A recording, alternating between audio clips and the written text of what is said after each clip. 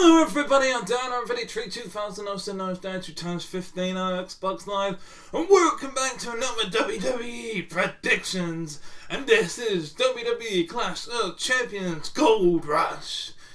So yes, indeed, WWE Clash of Champions is back, and this one's got the subline of Gold Rush. And with that being clear, let's do the WWE Clash of Champions predictions.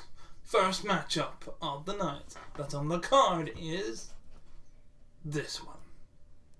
And the first match is the Street Profits versus Angel Garza for the Raw Tag Team Championship. I'm sorry, that's not just right. It's not. Alright, take two, and we're back. And the first match is presented by Hyundai and WWE 2K Battlegrounds. WWE Clash of Champions first match is the Raw Tag Team Championship match as the Raw Tag Team Champions, the Street Profits, defend their titles against Andrade and Angel Garza, who has been dumped by Zelina Vega because they've had enough of their shenanigans, but have been getting along perfectly fine without Zelina.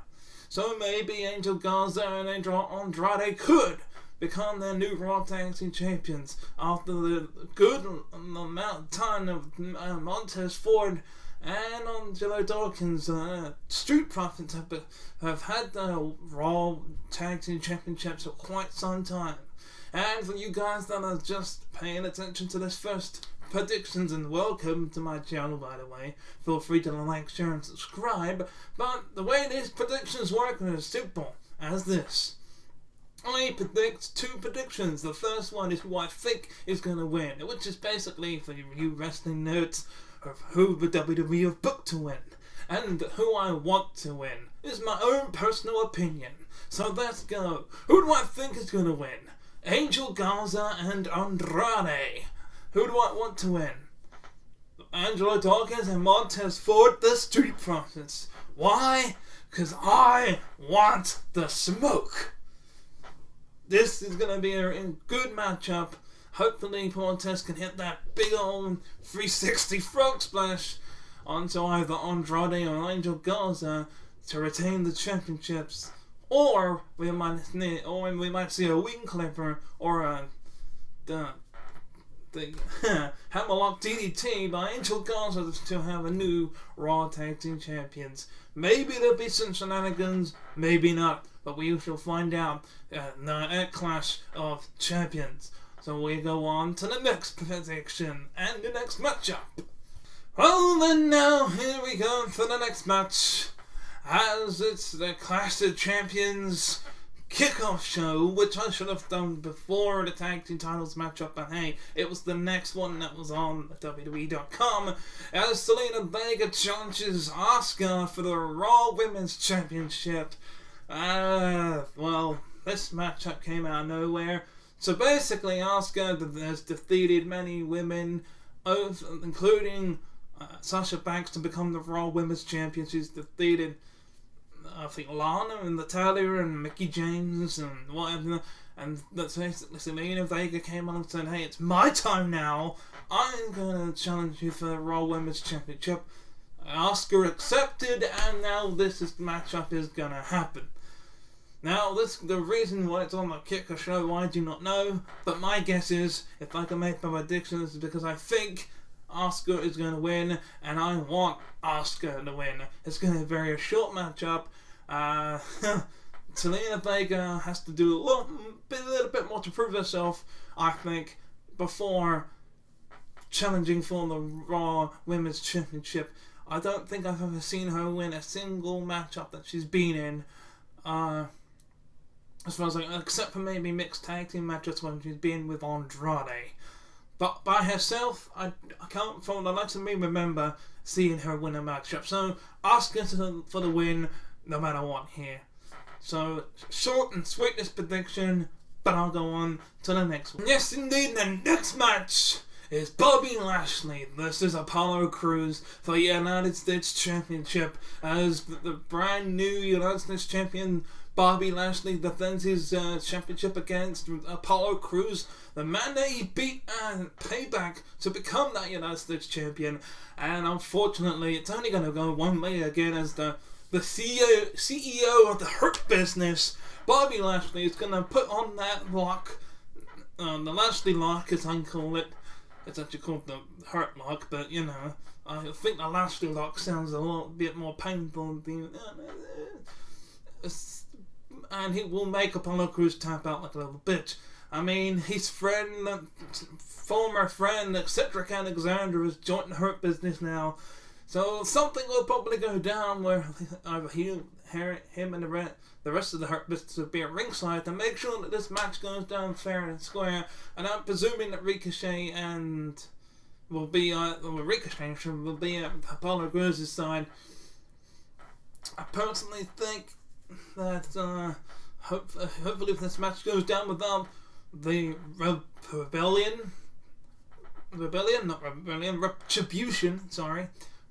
are a completely different team. Shout out to my mate Taylor Essex and his tag team partner there. Yes, I meant Retribution.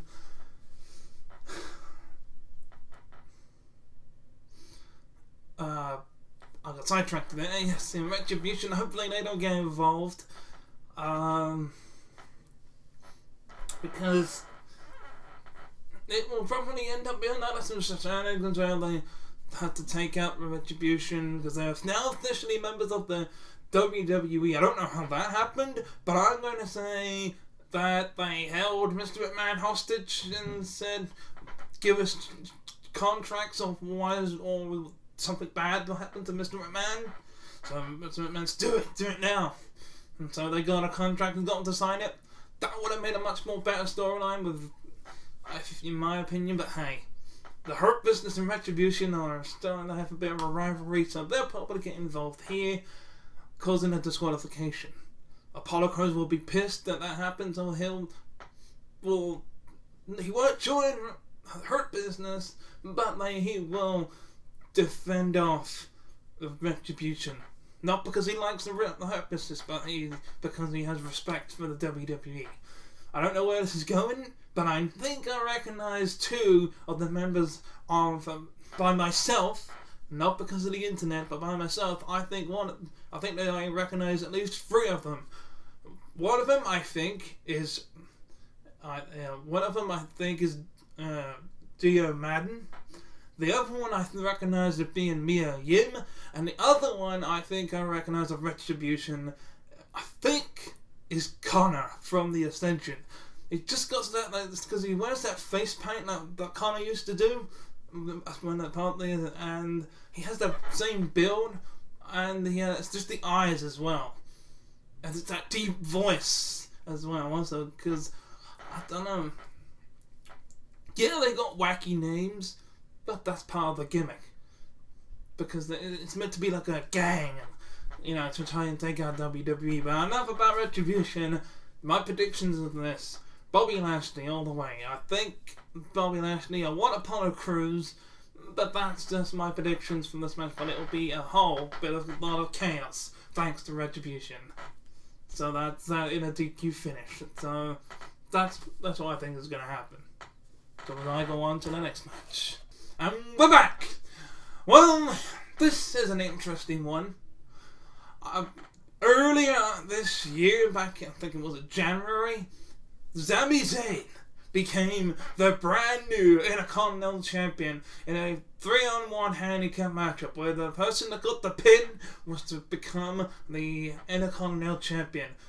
When they went 3-on-1 against Braun Strowman, who was the Intercontinental Champion at the time. Sami Zayn was the one that got the pin officially because of a big bundle pile-up. Then we got you-know-what. It hit everywhere. The bad news just kept on coming. And because of that, Sami Zayn, because he's from Canada, he couldn't get anywhere, couldn't travel anywhere, and couldn't defend his title. Yes, he defended it once at WrestleMania, I believe. But after that, everything went bad. We all know what happened, and it's still happening now. We know what's happening. So, because of that reason, Sami Zayn couldn't defend his title. Means he had to take 6 months off. Then we had about, probably 6 months later, maybe 4 or 5 months later, we had as soon as we heard the news that Sami Zayn had to drop the title, they had a tournament for the brand new Intercontinental Champion, where the winner was to become the Intercontinental Champion. Now, all kinds of shenanigans happened in that tournament, and it ended up being the final was AJ Styles versus Daniel Bryan. AJ Styles won that matchup and became your Intercontinental Champion. A couple of months later, Jeff Hardy defeated AJ Styles a bit unfairishly by using his knee brace, but hey, he became an Intercontinental Champion. Then, who came back? The man that claims that he was the rightful Intercontinental Champion, no other than Sami Zayn. I think it was a month later or something. And man, it felt good to see Sami Zayn again. But he's claiming that he's the rightful Intercontinental Champion. By taking out AJ Styles, taking out that's Jeff Hardy, going to Greg Hamilton saying, hey, you don't pronounce me as just Sami Zayn, you pronounce me as Intercontinental Champion Sami Zayn.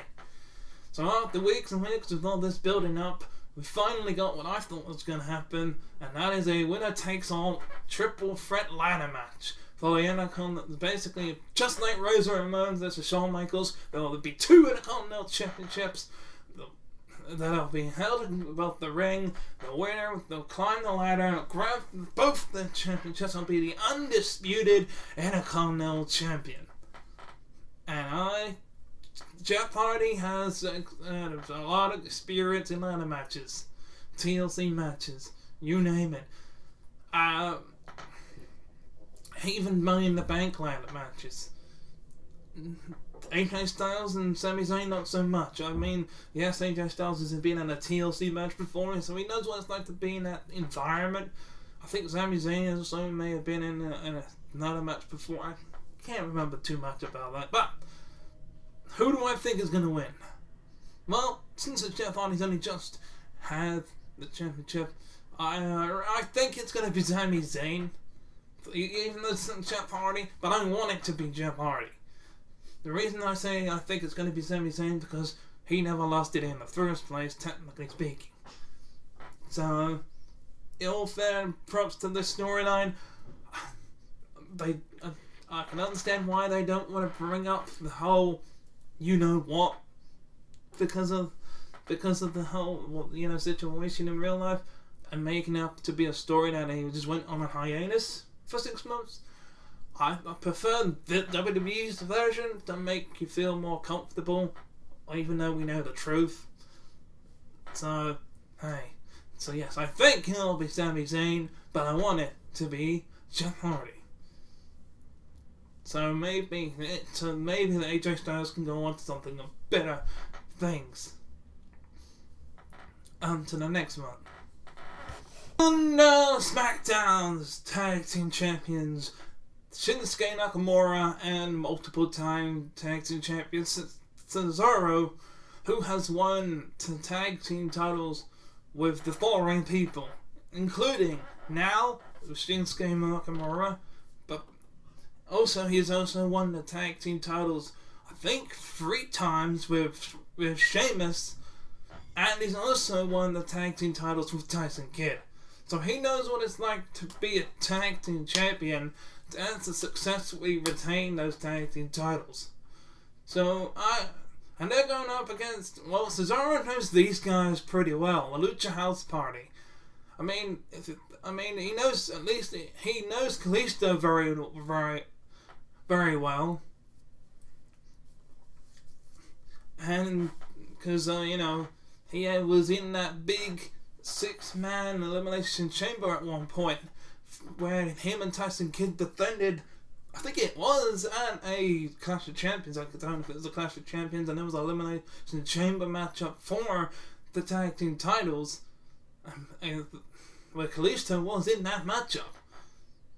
So he knows what it's like to have go one-on-one with Kalisto. But now Kalisto's got two new tag team partners and Graham Metalical inside Dorado. Ever since Kalisto's return has been a bit rough patchy.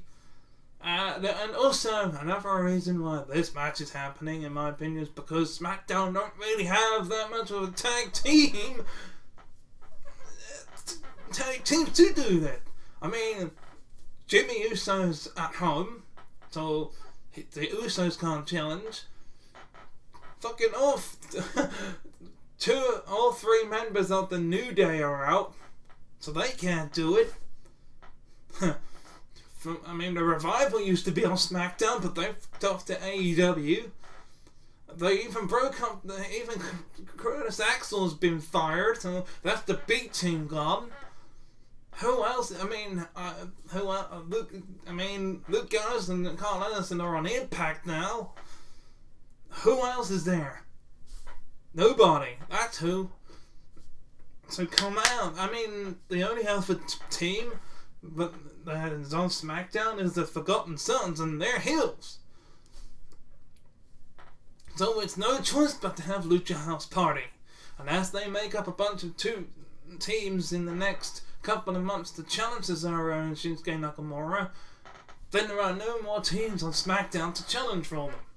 I mean, Heavy Machinery is having that little spat with Miz and Morrison, but that's about it. And Otis is Mr. Money in the Bank. So, I don't know. Who do I think is going to win this one? Shinsuke and Cesaro.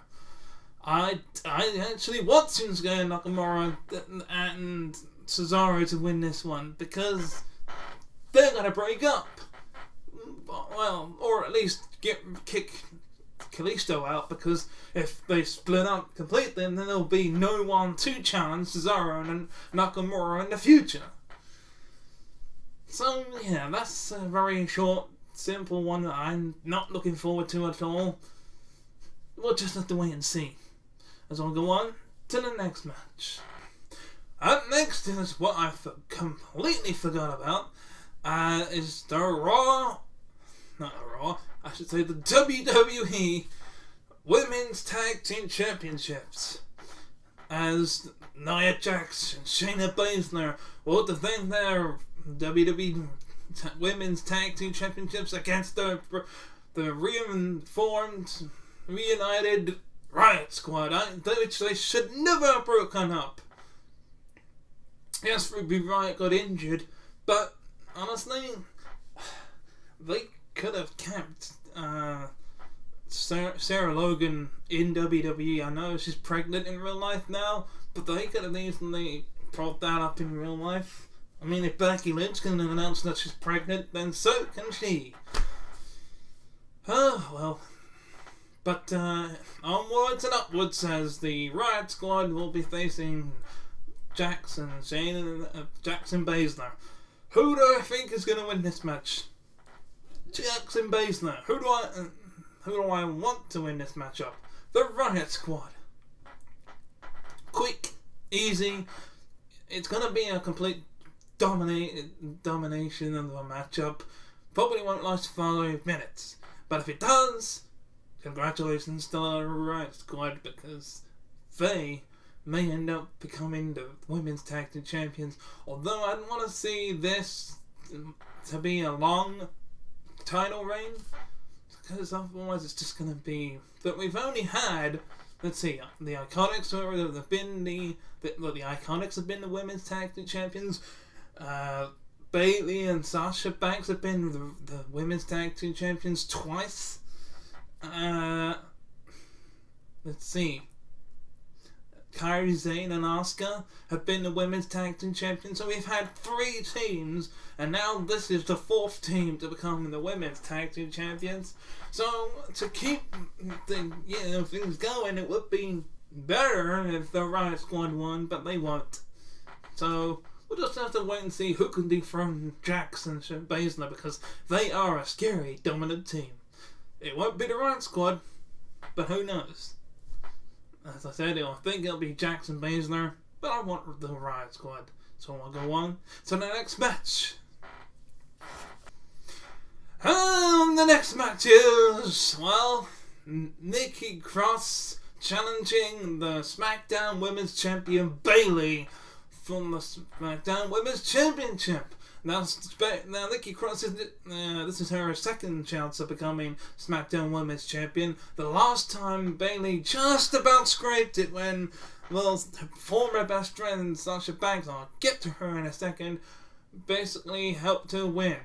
Now that there's no Sasha Banks at ringside to help Bayley win, Nikki Cross could easily win. I think it'll be even, and I'm about to say this, Sasha Banks that will help Nikki win. Or somehow interfere in the match regardless and, well, costing Nikki Cross the matchup again, but in a way that she's going after Bayley because he hates Bayley. So either A, Bayley will lose the championship because of Sasha Banks, or 2, may help her retain, but in a way that she's attacking Bayley because of what she did to her. So, you know, either way, Bayley, I think it's going to be Bayley, and I want Nikki Cross. God damn it. I'll say it again, and action. As I was saying before I was interrupted, I think it'll be Bayley, but I want Nikki Cross. This is gonna be an interesting match to see. Crazy Nikki! It's gonna win. It's who I want to win, at least. But who knows? We'll find out at the Clash of Champions. And the next match is the WWE Championship match. It is Drew McIntyre versus Randy Orton again. But this time, it's an ambulance match. I haven't seen an ambulance match in forever. I think the last one had Roman Reigns in it, and I think he faced Braun Strowman. That was the last time we had an ambulance match. Can't remember who won that match. I think that was Roman Reigns who won that matchup between Braun Strowman and him in an ambulance match. But I'll get to Roman Reigns in a bit, as this has been a hell of a rivalry ever since Randy Orton challenged Drew McIntyre to a match for the WWE Championship. I think it was at SummerSlam, I can't remember.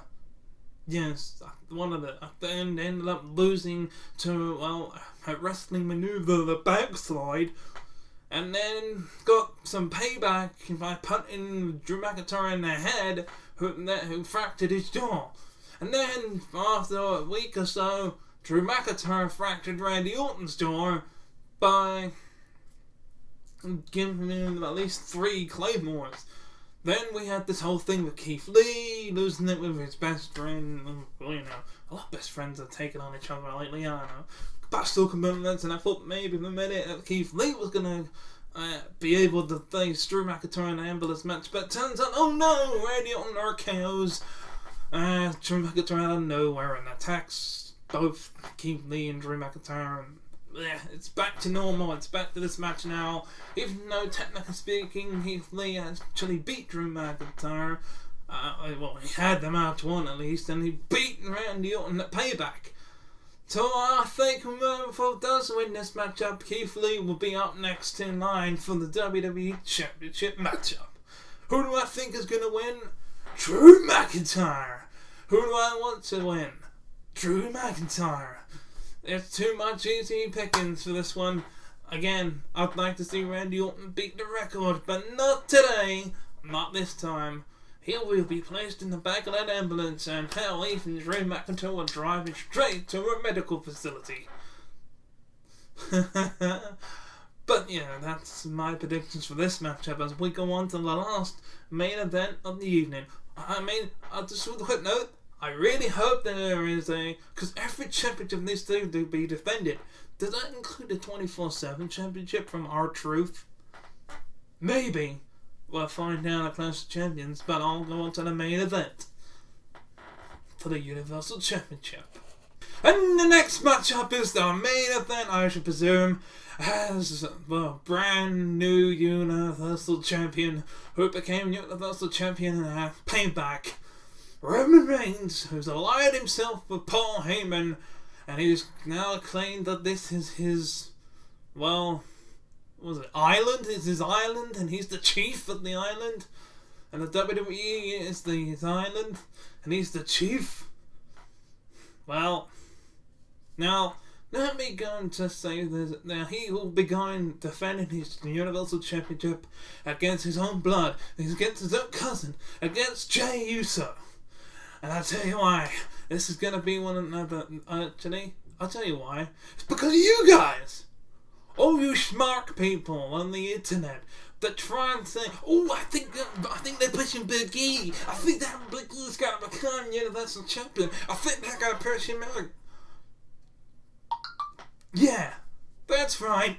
It's the WWE universe, the smart marks, and as much as I love what culture, people like what culture, people like the WrestleMania, people like Steven Lawson, all those, all the WWE, all the wrestling internet people, that Sports Illustrator or whatever you like to call it, they think they found some leaks that Big E's gonna be Universal Champion and pushed to the stars, and then what happens? Oh yeah, he mysteriously gets injured because Shayna sets him up, meaning that because he's now injured, he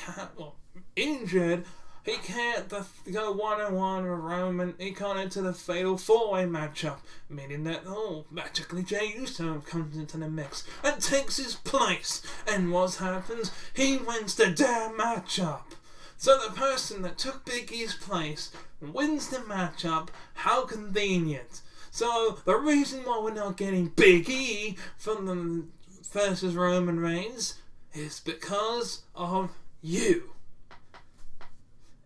I'm a normal average day fan that just loves to make videos such as this one. Making predictions, that's fine. Reviewing and reacting to WWE, that's okay.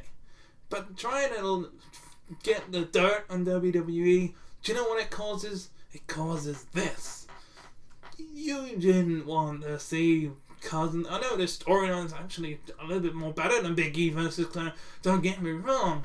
But if you didn't get your meddling hands on the leaks, if you didn't try and leak the storyline, whoever did this, then we wouldn't have this matchup. We would have what you wanted: Big E versus Roman Reigns. So I'm not gonna go and bash this match. No, I'm gonna predict it as if it was Big E versus Roman Reigns. So I'm going to take everything that I've seen with this build-up of the storyline and forget about it. Because it would have been a completely different matchup. And thanks to you, I'm now going to watch this. It's a good build-up. It's a good story. Hell, they could have even done this instead of Big E without the leaks. Mr. McMahon did the right thing. And putting Jey Uso in here and giving him an opportunity. Do you know what? Good for him.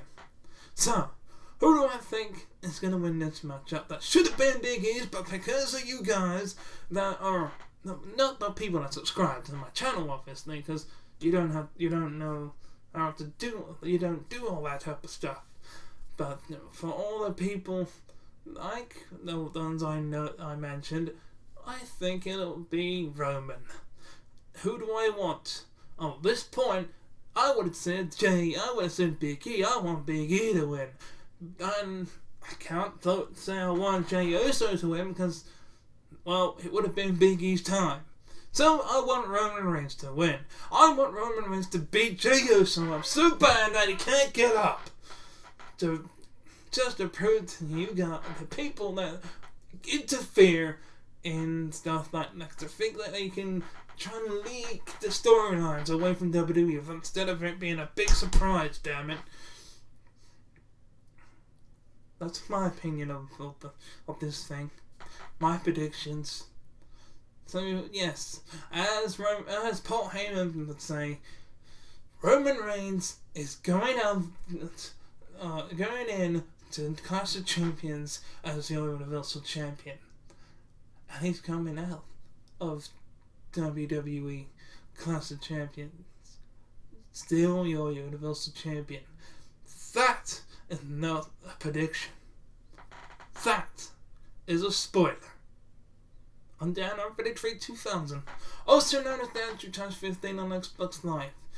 And that's just my own personal opinion. Let me know in the comments below, or just, what you think is going to happen at Clash of Champions Gold Rush 2020 in the Thunderdome. Until next time, bye-bye. Thank you very much for watching this video.